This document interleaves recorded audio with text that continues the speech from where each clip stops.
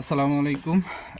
ইনশাল্লাহ আশা করি সবাই ভালো আছেন। আলহামদুলিল্লাহ আমিও ভালো আছি। যে যেখান থেকে আমার ভিডিওটি দেখছেন সবাইকে অসংখ্য ধন্যবাদ ও সর্বতি ভালোবাসা রইল। আজকে কথা বলবো হচ্ছে গতকালকের ভিএফএস গ্লোবালের আপডেট দিব এবং নতুন অ্যাপয়েন্টমেন্ট পেয়ে আপনার ভিসা পাচ্ছে ডোমেস্টিকের, সেটার একটা ছবি আমি আপনাদেরকে দিব। এবং এই রমজান মাসের ভিএফএস গ্লোবালের যে সময়সূচি, ভিসা সাবমিশনের, পাসপোর্ট ডেলিভারির, লিগ্যালাইজেশন ডেলিভারি এবং কল সেন্টারে এই সমস্ত বিষয়ে আপনাদেরকে আজকে আপডেট দিব। তো ইনশাল্লাহ ভিডিওটা পুরোটা দেখার চেষ্টা করবেন।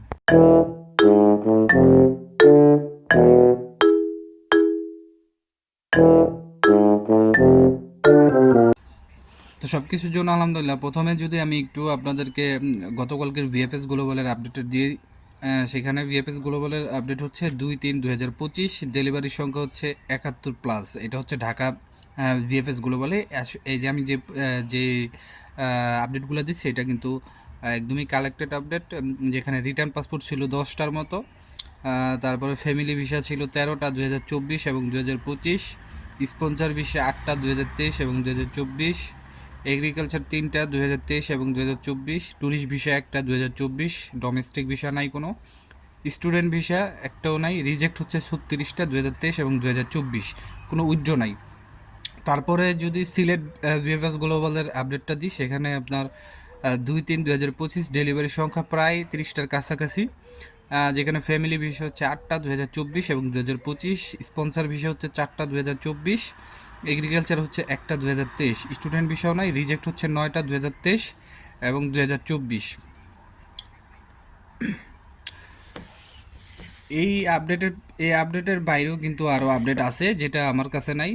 তো আমি এটা আপনাদের আগেই বলছি যে এর বাইরেও কিন্তু অনেক আপডেট আছে যেটা আপনারা পারলে সংগ্রহ করে নেবেন।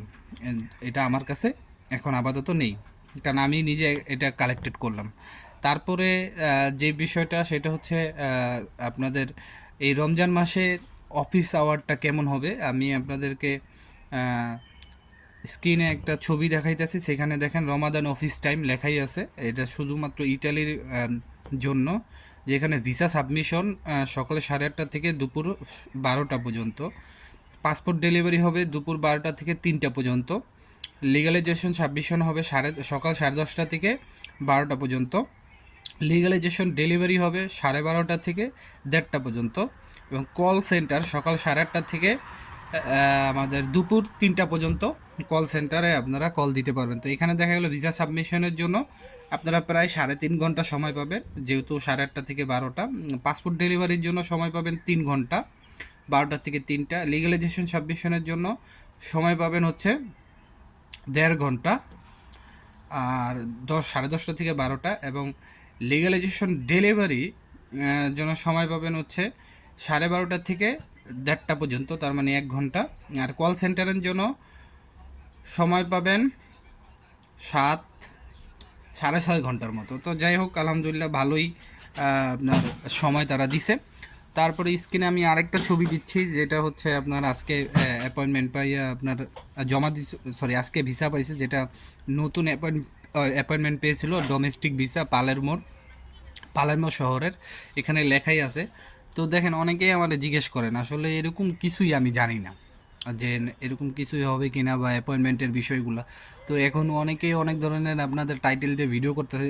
ভিএফএস ইতালি এম্বাসি কিন্তু একটা তাদের নোটিশে দিয়েই দিছে যে আপনার 24 অক্টোবরের পরে যে নলস্তাগুলি ইস্যু করা হবে বা ইস্যু করা হয়েছে, তাদের জন্য এপ্রিল মাসে অ্যাপয়েন্টমেন্ট নতুন করে খোলা হবে। কিন্তু তারা কিন্তু এটা বলে নাই যে 24 অক্টোবরের আগে যে নলস্তাগুলি ইস্যু করা হয়েছে তাদের জন্য অ্যাপয়েন্টমেন্ট খোলা হবে বা এরকম কিছু হবে, এটা বলে না। বরঞ্চ তারা আরেকটা উল্লেখযোগ্য কথা বলে দিছে এখানে যে সামনে তারা আরেকটা নোটিশ দিবে বা আরেকটা আপডেট দিবে এই অ্যাপয়েন্টমেন্টের বিষয়ে। তো যারা 24 অক্টোবরের আগে আপনারা ইমেল করছেন, তাদের ওই ইমেলের মাধ্যমে অ্যাপয়েন্টমেন্টগুলি দিবে, এতটুকুই মনে হয়, এর চেয়ে বাইরে আর কিছু না। তো এই বিষয়ে আমি মনে করি না যে আর কোনো কথা বলার থাকে অ্যাপয়েন্টমেন্টের বিষয়ে। তবে হয়তোবা খুব শীঘ্রই আপনার একটা অ্যাপয়েন্টমেন্টের আপডেট দিব, এই জন্য আমাদেরকে ওয়েট করতে হবে। আর এই যে যারা ফ্লুসিতে আবেদন করছে, ফ্লুসির আবেদন আমি এর ভিতরে শুনছিলাম যে আপনার ধরেন মালিকের 5টা আবেদন করছে ক্লিক ডেট দিন, ফর্ম পূরণ করছে ধরেন 5টা, কিন্তু ক্লিক ডেট দিন আবেদন করছে 5টা, সেইখান থেকে কিন্তু 3টা জমা হয়েছে। কারণ আপনারা দেখবেন এখানে কিন্তু বলাই হয়েছে যে একটা মালিক সর্বোচ্চ 3টা আবেদন করতে পারবে।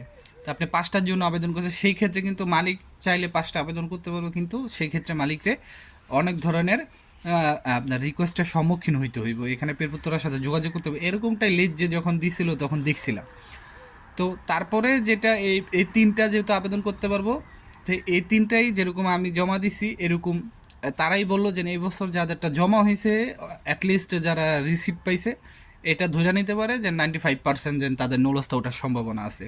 কিন্তু কবে উঠবে সেটা কেউই জানে না। আর এই নুলস্থাগুলি কিন্তু ওয়ান স্টপ ভেরিফিকেশনের আকারে আর যাচাই বাছাই হবে না আমার যতটুকু মনে হয়, কারণ দীর্ঘ 1.5 মাস বা 2 মাস তারা সময় নিতেছে এটা যাচাই বাছাইয়ের জন্য, এটা আর হবে না। তবে সিজনাল ভিসার ক্ষেত্রে হতে পারে, সিজনাল ভিসার ক্ষেত্রেও এবার হবে না, কারণ সিজনাল ভিসার ক্ষেত্রেও এখন কিন্তু আর হসপিটালিটি দিয়ে মেবি আই থিঙ্ক, আমার মনে হয় আমি যদি ভুল না করি, সিজনাল ভিসার ক্ষেত্রে এখন হসপিটালিটি দিয়ে আর আবেদন করা যাচ্ছে না। আর অ্যাটলিস্ট আলেজ্জোর জন্য যেন আপনি আবেদন করছেন সেই সার্টিফিকেটটা দিয়ে আপনাকে আবেদন করতে হবে। আশা করি বুঝতে পারছেন। তো সবাই ভালো থাকবেন, সুস্থ থাকবেন, সকলের জন্য দোয়া রইলে সবার জন্য দোয়া করবেন। আসসালামু আলাইকুম, আল্লাহ হাফেজ।